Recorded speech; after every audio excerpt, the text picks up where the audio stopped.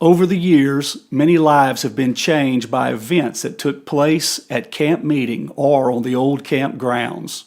I want to give testimony today about a wonderful healing and a special healing that I had at the camp meeting in 1960.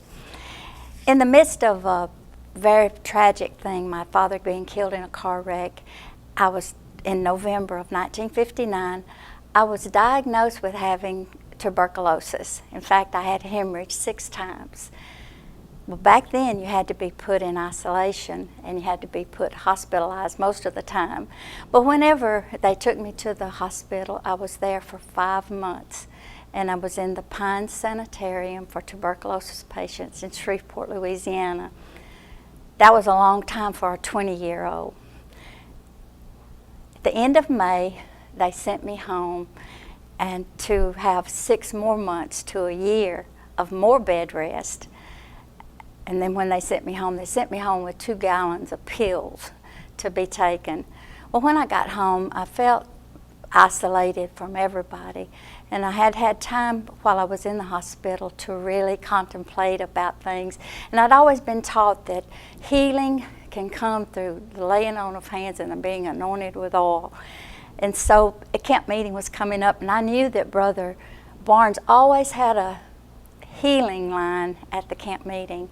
And I told my mother, I said, "Mother, you've got to take me down there, and I've got to go down there and get Brother Barnes to pray for me, and I believe that the Lord's going to heal me." So she did, and when I got down there to the camp meeting, we went straight to just that one service, and I got in the line, and when Brother Barnes came up to me, he said, "Sister, what's your need?"